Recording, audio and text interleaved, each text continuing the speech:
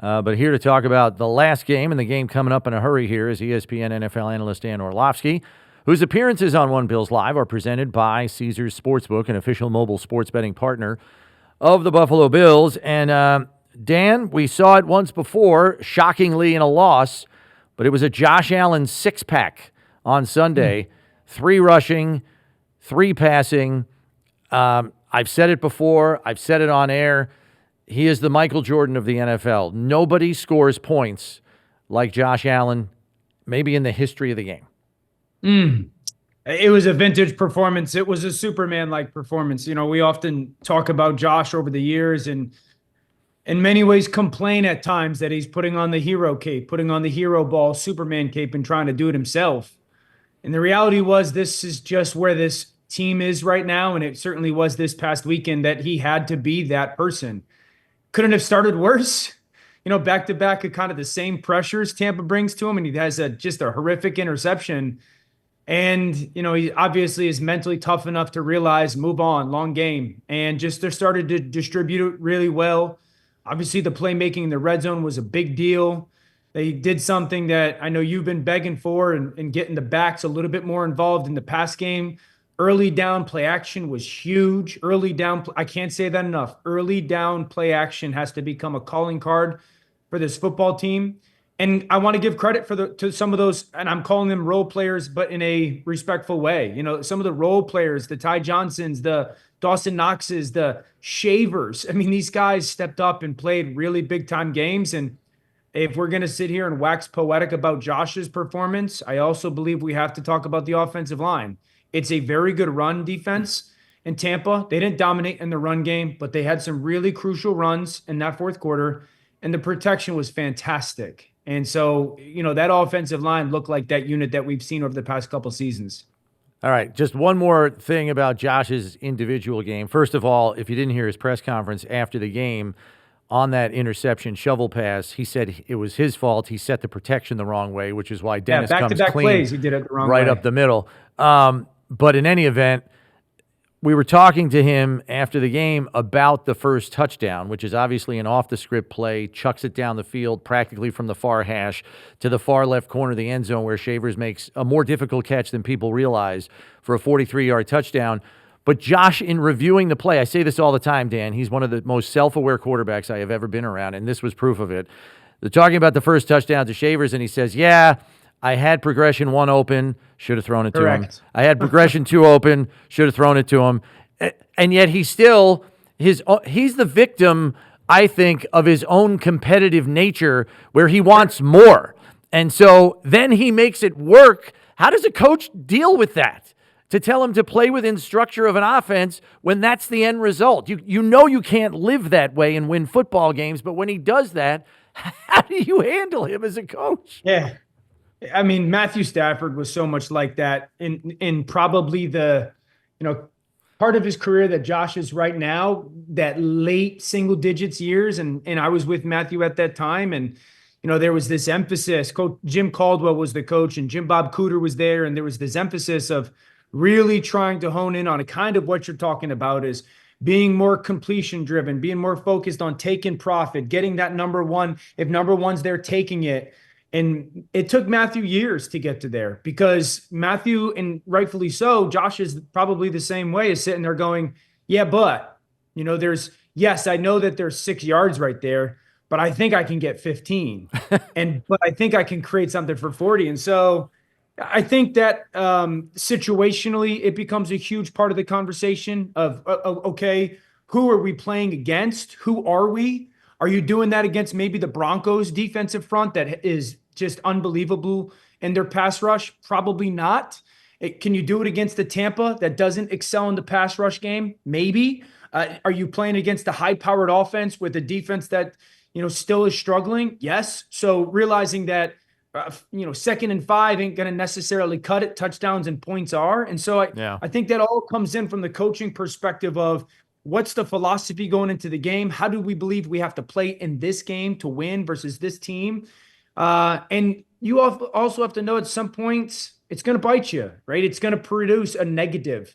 And more often than not, you trust the player that it's going to produce the positive. And I think Yeah. Josh is no question warranted that. You touched on it right at the top. The backs getting involved in the passing game.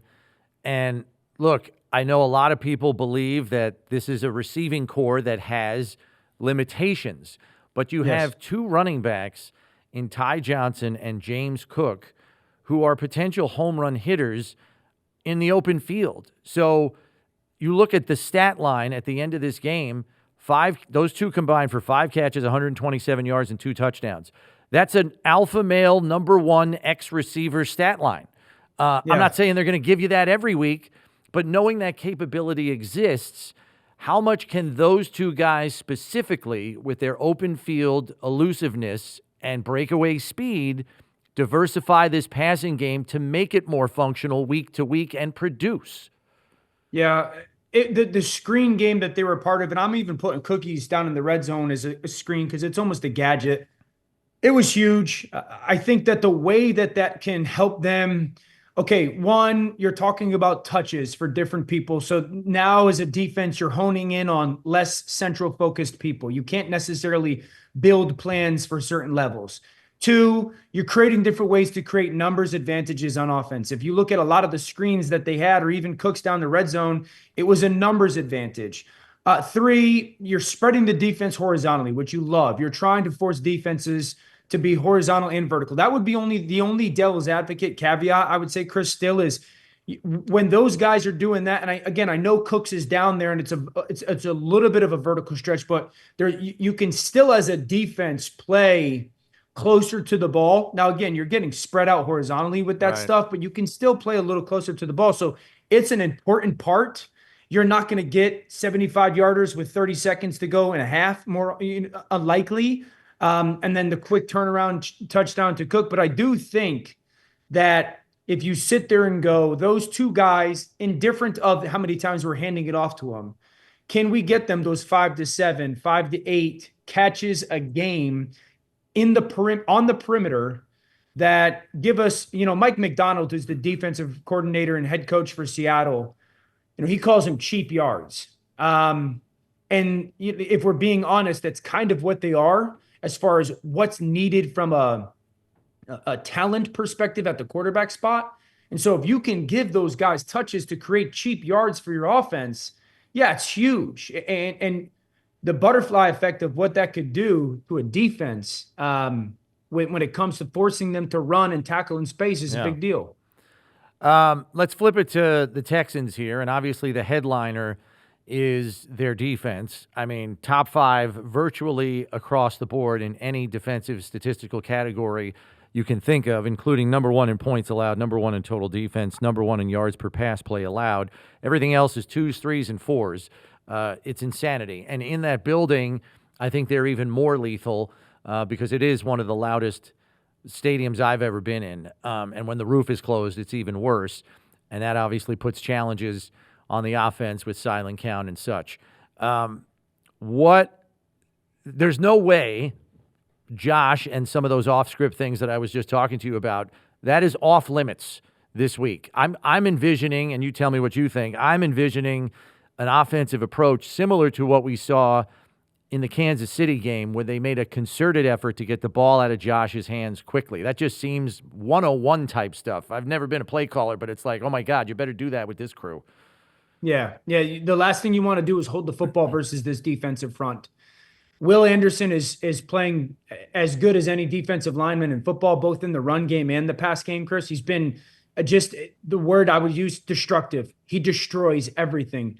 Daniil Hunter has been unbelievable in the pass rush game. Their interior defensive line has been great. The linebackers, I call them the quickest twitch linebackers in football. They are downhill. And I think it's the best ball hawking secondary in football. You don't feel comfortable as a quarterback throwing the ball against this secondary. If you're off, it's going to get picked off. It's not a PBU. And so, efficiency, you're not going to get confused. They're not going to try to overstimulate you. They're going to line up and play their game and try to absolutely embarrass you physically. You got to get the ball out of your hands quickly. You got to be willing to run the football in between the tackles at them. Their linebackers are downhill and they're fast, but they're not massive. So this is a duo game in their run game. It's putting Gilliam on the field. It's putting the tight ends on the field. It's a duo game. You want double teams. You don't want single blocks for these guys up front. As respectful as I can be with this offensive line in Buffalo, it's a different unit defensively in that front seven. I think you want to move the pocket as much as you can.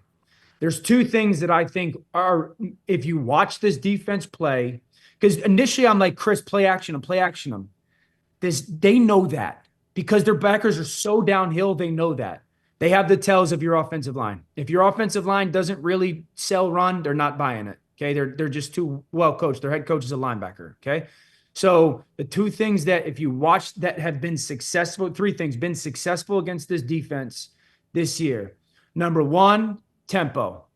Tempo has calmed this defense down a little bit when it comes to violence. You have to get a first down, though. You can't do it to start a drive. Once you get a first down, I go tempo. Okay. The second thing is Josh has to take off early in downs. This is a defense that it distributes in their pass coverage quickly. It's a zone, but they match. So what I'm saying is like, yes, they have area responsibility, but you come near them, that's your guy. You got to take off as a runner quickly for Josh. And it may not be for 20, but 5 is a huge, huge, huge deal. And you remember this from last year, the Denver game. Denver, when they played them, just kept taking shots down at the safeties. They didn't hit many of them. They hit like 3, and it won them the game. You have to take shots at these safeties, and to win, you have to hit. Yeah. The one area where they have been subpar, which I don't know, it doesn't compute for me, but I guess I'll watch some games and try to figure this one out. They're 28th in red zone defense. That is startling to me, knowing how effective their pass rush is and in a confined area of the field. What is going on there? Are they giving up runs there, or what's happening? No, what's happened is down there, I think it reestablishes to the quarterbacks that they're playing, play fast because red zone spacing shrunk down. And again, being a zone defense, I'm not telling you that they're giving you completions, but if you play quickly and your decision making, the ball comes out of your hands, you can get then some completions down there and you're not holding it. It's that re-emphasis of you cannot hold the football versus this defense. And then if you get into some condensed splits because of the way they want to play what we call red 4, that you'll create some leverage where you can put safeties in binds on double seams, double posts. You can stem, release, and get a free access throw to the perimeter. It's not easy, but if you play quick and on time, you can have some success down there. It's where they're most vulnerable because their defensive line doesn't necessarily in the pass game get to dominate. Okay. And then quickly before I let you go, just the up and down nature of their offense, chiefly in scoring output. I mean, I'll just read you the last 6 games scoring output. 44 in a win against Baltimore, 19 in a loss to Seattle, 26 in a win over San Fran, 15 in a loss to Denver, 36 to Jacksonville in a win, and then 16 last week in a last-second 2-minute drive to beat Tennessee on the road. I mean, I know Davis Mills is kind of triaging this offense right now in for C.J. Stroud, even though Stroud is practicing today, there's not a lot of confidence on a short week without any full-scale practice that they'll be able to get the timing they need in the passing game to get him up to speed. What should they anticipate from this Houston offense if Mills is starting here? Yeah, their offense, I would tell you, actually has been better than the first half of the season, and it starts with their offensive line. That was the massive question mark coming into this season. It started very poor. It's improved. It's not elite. It's improved. They are a team that will take their 6th tackle, put them all on the line of scrimmage as a tight end, and it's helped them in their run game. They've got a dynamic back, a rookie named Woody Marks, who's become their feature back with no Chubb, no Joe Mixon, and Chubb kind of up and down. Now, Woody Marks is explosive, and I know Buffalo didn't see him last week, but he has a little bit of a Bucky Irving in his game for Tampa, just sudden, quick, twitchy. So they're willing now to put that 6th offensive lineman and just try to be better in the run game. They have been. Nico Collins is still one of the best receivers in football. Schultz is one of the best tight ends in football. Schultz on outbreakers. Dalton Schultz is going to run 10 outbreakers. Okay, they just he chases leverage, outbreaker. That's been a staple of those. One of the things that's been paramount for them, it's been huge for them, is The emergence of their rookie receiver, Jaden Higgins, who's a second-round draft pick out of Iowa State. Big frame, 6'3", 215, good route runner, great with his body. He's a very good contest. So they got two guys now, Chris, on the outside, contested catch-wise, that are really good using their body. And so I think if you're Buffalo defensively, you're not going to see an overly intricate scheme. 6 offensive line run game. They're going to try to create those one-on-ones to those big framed receivers. Schultz on outbreakers, and they're moving the quarterback a lot in their keeper game. You'll see it 6 or 7 times. So try to make them one-dimensional. They're not using motion a ton, but this defense struggles right now with motion run, man. Goodness. So, but those 2 receivers you got to clamp on. All right, Dan. Appreciate the insight as always. We'll see how this one plays out. I think it's going to be a rock fight, but we'll find out. We'll find out Thursday night. Big game. Yeah. Thanks, Dan. Appreciate the time as always.